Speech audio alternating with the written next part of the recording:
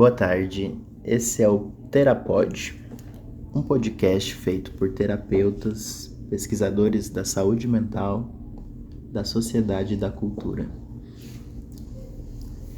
Para quem não me conhece, eu me chamo Jamile, eu sou terapeuta ocupacional, especialista, mestre e doutoranda em saúde mental pela Universidade Federal de São Carlos. E eu tô aqui para a gente começar a pensar sobre como é que o capitalismo afeta, interfere e molda o nosso sofrimento psíquico, junto com o meu colega querido. Se apresenta aí.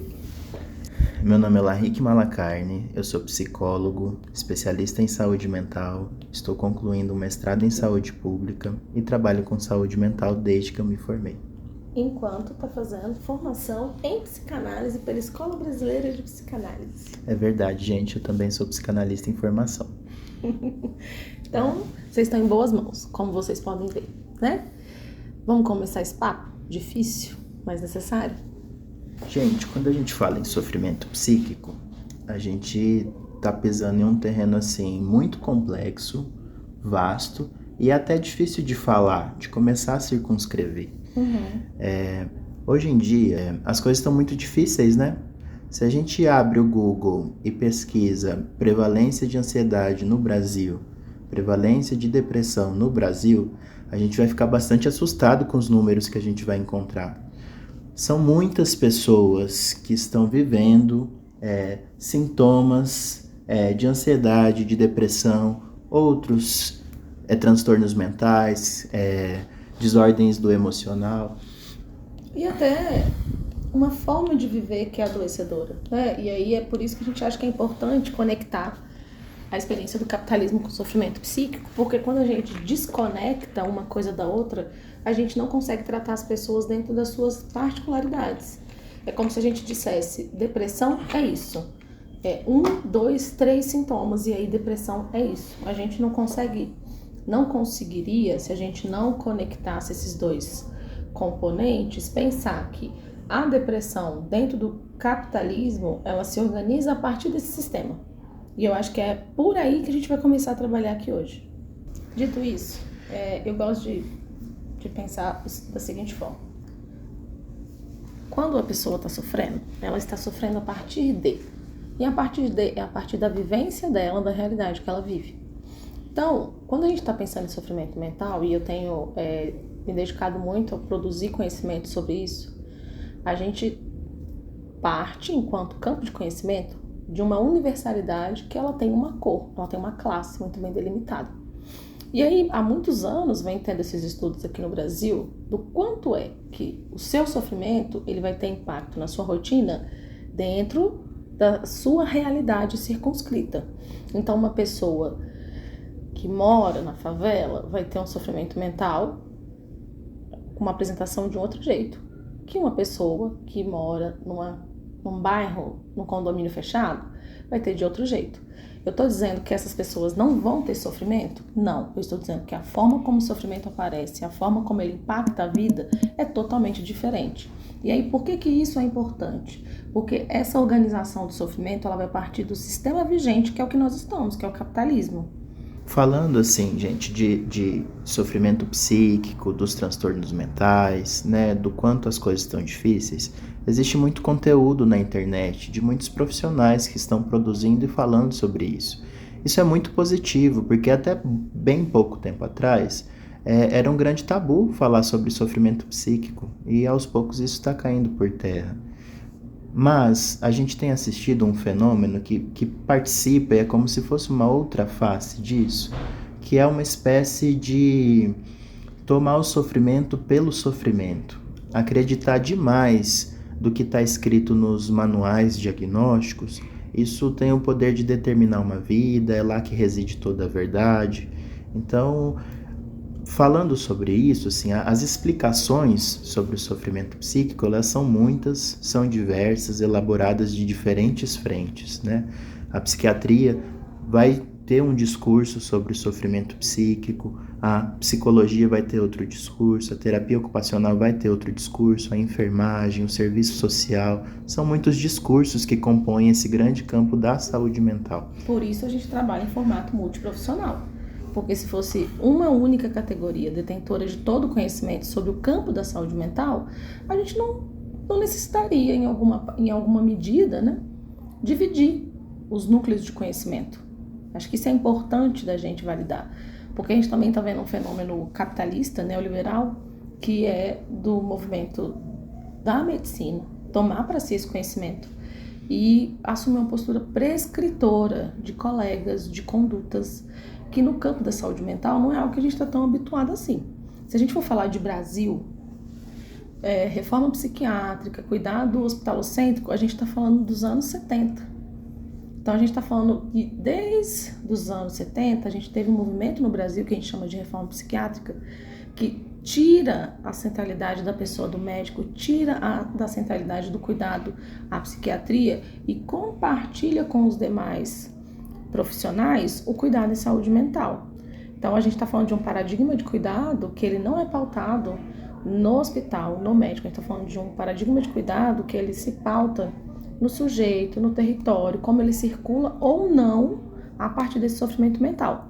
É justamente isso, assim, entre tantos discursos, entre tantos paradigmas, existe uma compreensão que é, inclusive, a hegemônica, a mais comum, a que está por aí, está em todo canto.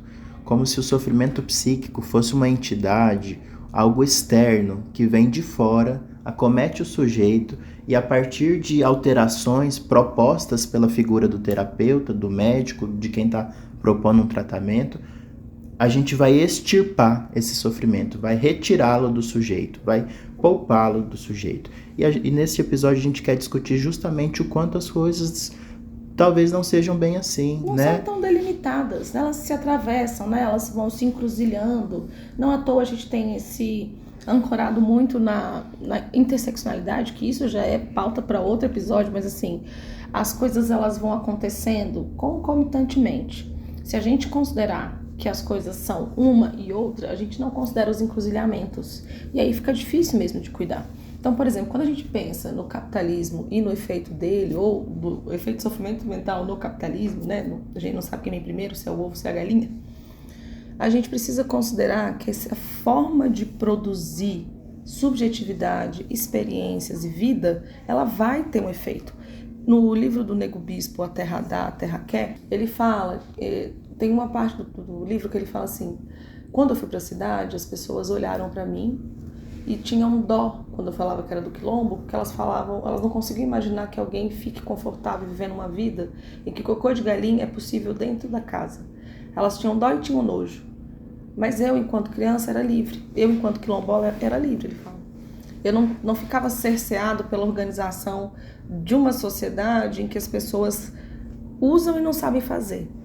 Então, esse é um ponto que eu acho interessante, porque dentro do capitalismo, que é essa lógica neoliberal, colonial, eu tenho que pagar pelo serviço. Eu tenho que ter dinheiro para poder custear aquilo. Que é uma lógica diferente do que o quilombo, que nós temos acesso, né? Que eles organizam, é uma organização coletiva. Se um tem, todos têm. No capitalismo, não. Se um tem, os outros que querem vão ter que pagar. E essas são lógicas totalmente diferentes. E eu gosto de usar esse trecho porque eu sempre fico me perguntando que tipo de produção de sofrimento a vivência de estar em quilombo pode produzir num sujeito. Nós, que não vivemos essa realidade, que não fomos socializados e construídos subjetivamente dentro desse contexto, jamais poderíamos imaginar. Por quê? Porque a nossa socialização, a nossa construção de individualidade e de subjetividade, ela é pautada pelo sistema que nos rege, que é o capitalismo. Então, o sofrimento que eu produzo enquanto sujeita, ela parte da organização social que eu tô dentro. Não consigo desconectar uma coisa da outra. E aí, assim, falando sobre esse ponto que a Jamile trouxe muito bem, os sujeitos, as pessoas, nós, todo mundo, gente, estamos num mundo. Um mundo que tem suas próprias regras, seu funcionamento. Isso produz efeito nas nossas subjetividades. Que tipo de sofrimento se produz em meio a uma sociedade pautada pelo capitalismo? Que tipo de sofrimento se produz numa sociedade quilombola? Que tipo de sofrimento vai aparecer numa aldeia indígena? E aí a gente, assim, as formas de organizações humanas, elas são muitas, elas são diversas, e elas têm uma origem que é geográfica, é histórica, é cultural, e às vezes a gente vai vivendo e vai pensando que capitalismo é a única forma de se organizar possível, existente, natural, que está para todo mundo, e não é. Não é, não foi sempre assim e talvez não precise ser. Mas, abordando o capitalismo em si, ele é um sistema que produz lógicas que organizam as nossas relações, e essas lógicas frequentemente produzem sofrimento. Veja bem, é um sistema muito pautado no individualismo, né? Cada um é um ser único que precisa ser gestor de si mesmo, né? Precisa ser o próprio chefe, precisa administrar o próprio sucesso. Também é um sistema, só para aprofundar um pouquinho isso que eu falei, a gente está aqui comparando, né, a nossa organização social brasileira, o capitalismo com os quilombos, com as organizações das comunidades indígenas. Essa coisa do individualismo, ela não está presente em outras organizações sociais afro-ameríndias. Acho que vale a pena comentar isso. Assim, quando eu fui fazer psicologia, a minha universidade foi uma das primeiras assim, que abriu as cotas, né? E aí, na minha turma de psicologia, tinha 3 pessoas indígenas de 3 etnias diferentes. E o que eles comentavam era uma coisa muito interessante, que a decisão de cursar uma faculdade, ela não era individual. A aldeia se reunia, pensava coletivamente, do tipo, quais profissões precisamos para o nosso bem comum, né? A gente precisa de um advogado, a gente precisa de um psicólogo, a gente precisa de um médico. E assim, coletivamente, né, as decisões eram tomadas e alguém ia buscar essa formação para depois trazer o benefício comum, comunitário para a aldeia. Isso é muito diferente do que a gente está acostumado a pensar, né?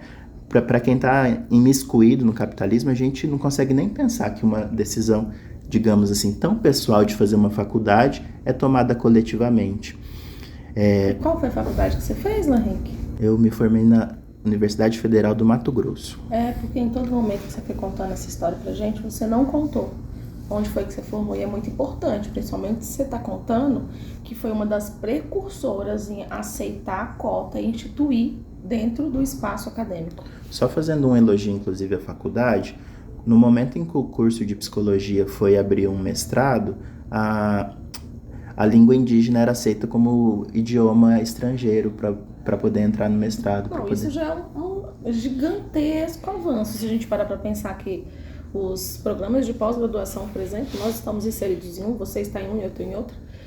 Eu não lembro de ver essa possibilidade. Não lembro de ver se tinha outro idioma além de inglês, espanhol, francês, alemão, né? Assim, não é uma crítica aos nossos, mas olhe quais outras possibilidades existem de idiomas, principalmente dentro do Brasil, né? Assim, e aí quando eu vou pensando nessas propostas que são, inclusive isso que você falou de é uma decisão tão pessoal, né? Essa é uma lógica capitalista. Essa é uma lógica individualista. Então, vou citar de novo o Nego Bispo, que eu estou muito embebida pela leitura dele no final da escrita da minha dissertação, que ele fala que o desenvolvimento, ele corta o envolvimento. Ele não gosta de palavras que começam com D. Então, esse é um ponto muito interessante, porque em nome de um desenvolvimento global, você perde o envolvimento individual, coletivo, ali do seu grupo, de onde você está circunscrito, em nome dessa suposta globalização, em nome dessa suposta industrialização, desse desenvolvimento. Você para de se envolver com a natureza. E eu acho que isso é muito interessante, porque quando a gente se envolve com a natureza, a gente se envolve com os objetos. A gente tem uma relação com esses objetos. Quando você rompe isso em nome de um desenvolvimento, aí o que nós vivemos na atualidade aparece, que são esses inúmeros casos de violências de diversas ordens, principalmente direcionadas às mulheres na nossa contemporaneidade pós-pandemia. A gente vê um avanço de discursos que são contra o racismo, ao mesmo tempo que a gente vê cenas de situações racistas com mais evidência. A gente vê o quanto o sexismo e o machismo, ele tá permeando as relações. Ontem mesmo, pra você ter uma ideia, eu tava indo dormir e eu vi um vídeo que eu fiquei assim, meu Deus do céu, né? Que loucura. O que a gente tá produzindo como sociedade e cultura? Um cara foi pedir uma mulher em casamento e aí ela falou não. A reação do cara, no meio de todas as pessoas, foi dar um soco na cara da mulher. Nossa. E aí você fica assim, não é a pessoa que você pediu pra casar? Há 5 segundos atrás? Por que cargas d'água você tá dando um soco na frente de todo mundo? Entende? Assim, é uma coisa incongruente. Mas é a realidade que a gente vive. Então... E aí, assim, a gente pode inclusive fazer um episódio sobre isso. Porque além de ser uma sociedade extremamente individualista, as pessoas não estão suportando frustração nenhuma. Mas, estando em meio ao capitalismo e ao individualismo levado ao extremo, o que isso produz? Se você sofre, a culpa é sua, né? Se você sofre, algo está errado com você, você falhou, né? E aí isso vai produzindo camadas de sofrimento que às vezes é preciso a gente questionar, né? Assim como a gente é formado em meio a um mundo que é social, a gente também adoece, sofre e se cura nesse mundo que é social. Na saúde coletiva a gente tem uma abordagem muito rica que chama determinação social do adoecimento, que vai propor justamente isso, de pensar o quanto as condições materiais, sociais, históricas, geográficas produzem, participam do sofrimento apresentado. A gente não falou aqui ainda, mas esse mesmo sistema capitalista, ele é baseado na exploração do homem pelo homem. Ele é baseado na venda da sua força de trabalho por um salário que vai garantir o seu sustento. Né? Na prática, o que a gente tem observado é que as pessoas estão trabalhando muito. Os salários estão defasados. O custo de vida está altíssimo. Só para se manter vivo é um esforço danado.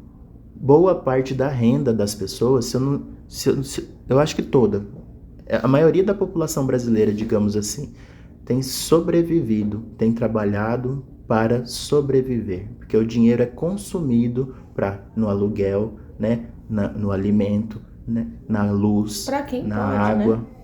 Que é isso, assim, e eu acho que esse é um ponto que aí a gente vai fazendo os encruzilhamentos de classe. Pessoas que ganham um salário mínimo ou menos não vão ter essa condição que pessoas que ganham 2 salários mínimos, 3, 4, 5, 10 conseguiriam ter. Eu acho que a gente precisa colocar em perspectiva essas experiências. E eu gosto muito de lembrar isso. Por quê? Tem muitos dados epidemiológicos no Brasil que costumam colocar assim, no Brasil quem é rico ganha mais de 5 salários mínimos. Eu queria pessoas que estivessem aqui, que ganham mais de 5 salários mínimos, que me dissessem se elas acham que elas estão ricas. Os dados epidemiológicos, eles não estão sendo congruentes com a realidade das pessoas. E é disso que a gente fala quando a gente fala que precisa conectar a vida das pessoas, o contexto da vida que elas vivem, com as realidades e com os números. Porque se um censo me diz que no Brasil, para ser considerado rico, a pessoa tem que ganhar de 5 a 10 salários mínimos, e eu pergunto para uma pessoa que ganha de 5 a 10 salários mínimos se ela acha que ela é rica, se ela disser que não, como é que isso vai ser justificável com os números? Você falando daqueles grandes censos, né? Sim. Que estratifica a população, Sim, sugerindo... classe A, classe B, classe C, eles são extremamente importantes. Mas eles são números. Porque na realidade, no cotidiano da vida, uma pessoa que ganha 10 salários mínimos, ela está muito melhor do que quem ganha 1 salário mínimo, mas ela não é rica. Ela tem mais condições de viver com mais qualidade, mas ela não pode ser considerada uma pessoa que é rica, que pra mim, o meu entendimento de riqueza é a pessoa que não vende sua força de trabalho. Ela tem ativos, ela tem herança, ela consegue ter investimentos que dão rentabilidade pra ela. Não precisa trabalhar para viver. Não vende força de trabalho para viver. Uma pessoa que ganha 10 salários mínimos vende sua força de trabalho para viver. Então, nessa lógica de riqueza e pobreza, vai ter sempre um binarismo que não nos ajuda. Então, por que a gente está consentindo enquanto sociedade com uma família que ganha um salário mínimo? Como sociedade, por que a gente aceita isso? Porque o sistema que nos rege, que é o capitalismo, diz pra gente que essa pessoa não se esforçou o suficiente para ganhar mais de um salário mínimo. Enquanto que a gente vê, tanto no TikTok como no Instagram, nas redes sociais, é que as pessoas trabalham em jornadas de trabalho miseráveis. Têm uma vida dificílima, com escalas de trabalho horrorosas. Então, como é que você vai falar pra mim que essa pessoa não se esforçou o suficiente? Ela se esforça sim todos os dias, mas as condições sociais talvez não favoreça que ela saia desse um salário mínimo. Essa é outra armadilha, e armadilha, digamos assim, uma falácia que é imiscuída nas nossas subjetividades pelo capitalismo e participa do sofrimento daí decorrente, do tipo, temos liberdade, se você se esforçar suficientemente, você consegue ascender socialmente. Será? Será que o padeiro que acorda todos os dias 5 horas da manhã, né, e trabalha o dia inteiro para ganhar um salário mínimo ou um salário mínimo e meio, ele vai conseguir ascender? Ele vai conseguir, né, sair dessa posição tão vulnerável, vulnerabilizante e logo mais, né, passar a dono da padaria? Talvez não, sabemos que não, né? E aí a gente vai percebendo o quanto é angustiante, e essa situação vai produzindo essa angústia perene, assim, faça faça tudo o que dizem que precisa ser feito. Ainda assim você Trabalhe enquanto eles dormem. Não coma enquanto eles estão comendo. Fique e vá trabalhar mais cedo para chegar mais cedo para mostrar para o seu chefe que você está dedicado. Fique até mais tarde para você mostrar que você está interessado. Só que aí não considera que às vezes você está numa jornada de transporte que é 2 horas para ir, 2 horas para voltar. Então o que você tem para dar? E aí eu acho que esse é um ponto dessa conversa, que é as pessoas parecem que não tem mais nada mesmo para dar, não. Tá muito difícil para elas dar o que elas estão dando. Porque elas estão em jornadas duplas ou triplas, né? Tá trabalhando no comércio, tá fazendo Uber no final de semana, fazendo entrega do iFood. Cuida do filho, da filha, dependendo do arranjo familiar. Pega a criança de fora para cuidar em casa. E mesmo assim o sucesso não vem, né? E aí, gente, a gente vai observando o quê? Exaustão ou burnout. Porque agora tem nome exaustão, né? Agora tem CID, que antes você ficar exausto era um problema seu. É muito parecido com depressão. É uma depressão relacionada ao trabalho. E veja bem, se é uma depressão, é um problema seu, né? Não é um problema do sistema. Não foi um adoecimento que aconteceu enquanto você tentava sobreviver. Ser o defensor do seu sonho na Terra, né? E eu acho que esse é um ponto que a gente chega dessa discussão, que ele é nevrálgico. Por quê? Se você não tem condições de sustentar o seu sonho, não é porque o sistema não te permite, dentro da lógica capitalista. É porque você não foi capaz. E não é disso que se trata o sofrimento de uma pessoa que vive numa sociedade capitalista. O sofrimento, ele é produto dessas experiências. E claro, vamos ter as devidas proporções. Uma pessoa, volta a falar, que mora num condomínio fechado, ela vai ter um nível de sofrimento. Que para quem tá atrás do básico, parece que é tão inútil esse sofrimento. Mas que para quem tá vivendo essa realidade, é um sofrimento legítimo dentro daquela pequena realidade, circunscrita naquela classe social. O que a gente está tentando dizer aqui é que a forma como o capitalismo organiza a sociedade vai produzir sofrimento. E a forma como as pessoas lidam com esse sofrimento é uma das formas com que elas vão dar conta.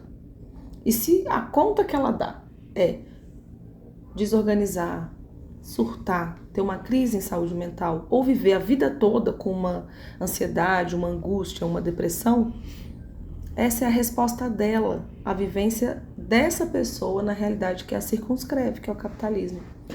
Agora, a gente, ponto a ponto, estamos assim avançando na nossa discussão e minimamente explorando um pouco mais o que está dentro desse sistema, como que ele vai aparecendo na ponta, que tipo de sofrimento ele vai produzindo. Nós falamos do individualismo, nós falamos da exploração da força de trabalho, e é um sistema que ele é baseado, ele precisa e existe fundamentalmente com base na desigualdade. É preciso que exista patrão e empregado. É preciso que umas pessoas tenham pouco para que outras pessoas tenham muito, e essas pessoas que têm muito possam comprar a força de trabalho dessas pessoas que têm pouco, né? Então, isso é estrutural. Isso está colocado, isso existe, vai continuar existindo, e aí a gente começa a perceber como o capitalismo participa e vai se irradiando em outros problemas sociais, né? A gente vê a miséria, a fome, as violências, o alcoolismo, tudo isso tá entrelaçado, gente. Tudo isso participa, é produto e produtor. Caminhando para finalizar o episódio de hoje, eu queria te convidar, Jamile, para a gente pensar um pouquinho sobre o que a gente vivencia enquanto profissional da saúde mental, que está no SUS, né, está na saúde pública, e como isso vai aparecendo no cotidiano do nosso trabalho.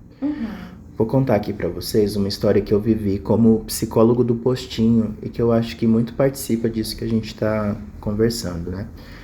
A gente estava numa reunião de matriciamento, que é onde os profissionais da equipe de saúde da família discutem e aí encaminham os casos para as diversas profissões, né? Psicologia, nutrição, terapia ocupacional, serviço social. E aparece um caso que é descrito assim. Antes, só fazer um parêntese, que o matriciamento ele tem um mandato pedagógico. Nem sempre, no espaço da reunião de matriciamento, os profissionais multi vão atender de fato aqueles casos, porque é um dispositivo de cuidado que foi instituído no SUS do Brasil. Então o matriciamento é uma reunião em que se discute o caso pensando o que é possível fazer na atenção básica com a estratégia de saúde da família, que esses profissionais que são multiprofissionais podem compartilhar o conhecimento para que seja tentado pelos profissionais de estratégia de saúde da família, e aí caso não dê certo, caso o caso não avance, aí os profissionais multi são acionados. Porque eu acho que é importante contar desse aspecto pedagógico da reunião de matriciamento, porque senão parece que é uma reunião de passação de caso, e não é disso que tanto os decretos, a norma, a organização do matriciamento, não é isso que as produções a partir da reunião de matriciamento nos sugerem, né? Inclusive, esse pode ser um assunto para um dos nossos episódios. Só vocês pedirem. Explorar como é a rede de saúde mental no Brasil, qual o funcionamento dela, onde buscar ajuda, é uma proposta. Mas eu estava lá nessa reunião e chega um caso que é descrito assim. Uma mulher, mais ou menos 37 anos, estava tendo graves crises de ansiedade. Toda vez que ela saía de casa, ela tinha graves crises de ansiedade. Por isso, ela estava precisando de psicólogo. E aí a equipe vai falando sobre o quanto essas crises de ansiedade eram graves. Concordei com a gravidade das crises, fiz um primeiro agendamento com essa senhora, com essa mulher, mas o que eu encontrei foi assim bastante ilustrativo do que a gente está discutindo aqui. Essa mulher, ela sofreu uma grave violência doméstica. O marido dela jogou fogo nela viva. Esse marido estava solto, morava no bairro. Ela morria de medo de sair de casa e encontrar com ele. Por isso ela estava tendo graves crises de ansiedade toda vez que saía de casa. Então olha, como uma situação é descrita como uma patologia que vem de fora, acomete o sujeito e uma intervenção também de fora vai livrá-lo desse sofrimento. Isso quer dizer que a medicação, que as terapias não têm seu lugar? Muito pelo contrário, a gente pode fazer muito por essa senhora a partir disso. Mas o nosso entendimento do sofrimento, do adoecimento, do sofrimento psíquico, precisa ir além disso. Sim. Inclusive, você comentou desse caso, e eu lembrei de um muito ilustrativo de quando eu estava trabalhadora de um CAPS 3, que aqui em Belo Horizonte a gente chama de CERSAM, né? Que é anterior a RAPS, que é Centro de Referência à Saúde Mental. Então, eu estou falando da minha experiência no CAPS 3, que é um caso de um jovem adulto que eu comecei a atender. Ele chegou para mim depois de uma desorganização e eu fiquei na referência técnica do caso. Uma outra explicação que eu acho importante fazer é o que é uma referência técnica. A referência técnica dentro dos cuidados que são oferecidos no SUS, como um dispositivo de cuidado da rede de atenção psicossocial, diz da pessoa que gere o caso. Ela é a gestora do caso, mas ela não decide nada sozinha. essa pessoa que é referência técnica, ela conta com a colaboração ativa da família, ativa do usuário que vai dar o tom e dos atores que envolvem o cuidado. Então, a pessoa gerencia o caso, mas ela não é a dona do paciente. Acho que isso é importante de ficar marcado. E eu, como referência técnica desse caso, tinha chegado num plantão, eu estava terminando uns acolhimentos, e aí falaram, olha, a mãe de fulano quer falar com você. Eu falei, só aguardar um pouquinho, quando eu vou encontrar essa senhora? Uma mulher impaciente, ela não conseguia ouvir o que eu estava falando, eu explicava a situação, por que ele chegou, por que ele ia ficar, ela não conseguia ouvir. Sei que eu repeti 5 vezes a mesma orientação. E aí, sem ter muita perspectiva, eu falei, minha senhora, eu não sei mais o que fazer para a senhora entender. O que está acontecendo? Que eu expliquei para a senhora 5 vezes, a senhora não conseguiu entender. E aí ela, muito humilde, assim, muito honesta, falou, minha filha, eu vou ser muito sincera. Eu não estou conseguindo entender o que você está falando, eu estou morrendo de fome. Eu vim do meu bairro até aqui andando 1 hora porque eu não tinha dinheiro para o ônibus. E eu saí tão apressada que eu não consegui nem comer. Não tinha comida para eu fazer, mas eu ia fritar alguma coisinha. Só que no desespero, eu vim do jeito que deu. E aí eu fiquei muito sensibilizada. A fome faz isso com as pessoas, a fome faz isso com a gente. Imaginar a experiência de fome extrema. E aí, como uma forma de manejar, conversei com o pessoal da recepção, tinha um lanche. A gente conseguiu oferecer um lanche para essa mãe e para a filha, a irmã dele, do jovem adulto que estava lá. Marie, que foi a coisa mais curiosa que eu já vi na minha vida. Essa mulher comeu, essa mulher descansou 10 minutinhos enquanto eu estava atendendo outros casos. Quando eu voltei para falar com ela de novo, eu falei uma vez só. O porquê que ele estava lá. O porquê que a indicação dele ter ficado no serviço. O porquê que a gente ia construir junto com elas e que naquele momento não era possível liberar. Eu não precisei falar mais de uma vez. Então não tem como a gente não considerar o efeito que a falta de dinheiro teve na vida dessa mulher. Andar 1 hora a pé numa região metropolitana para chegar num serviço de saúde sem ter o que comer, sem ter dinheiro para comprar um lanche, uma coxinha de R$4. Isso é muito grave, isso é muito sério, a gente precisa levar isso em consideração. E se eu não tivesse escutado que ela estava com fome, certamente ela não conseguiria ter acolhido as minhas orientações. E aí, precisamos falar sobre isso, porque no nosso dia a dia de trabalho no SUS com populações vulneráveis, o que a gente observa? Quando a vida melhora, os sintomas frequentemente melhoram, né? A não ser em casos muito graves mesmo. Mas as condições de vida ditam a forma como o sofrimento aparece. E eu acho que é um pouco isso, as reflexões que a gente tinha para hoje. A gente fica por aqui. Se tiverem temas de interesse, esse podcast ele tem a intenção de ser colaborativo. A gente não detém todo o conhecimento, mas a gente tem humildade de poder falar quando não sabemos e de poder contribuir quando nós tivermos. Então, se tiver temas dessa área que vocês acham que seria interessante nós falarmos, se a gente não tiver conhecimento para oferecer, a gente chama pessoas que a gente acha que pode compor. Mas se a gente tiver, podem contar com a gente. Estamos aqui com sinceridade e abertura para conversas e diálogos sobre saúde mental, sofrimento psíquico, isso. Sociedade, cultura, lazer, arte, entretenimento, ocupação, a vida, né? O que acontece no cotidiano do bem viver. E aí eu gostaria de deixar também esse espaço aberto para vocês nos acionarem, se precisarem, nós estamos aqui. Se a gente puder oferecer algum tipo de ajuda, podem contar conosco. É isso. Contem com a gente, porque a gente está contando com vocês. Forte abraço. Forte abraço, até a próxima.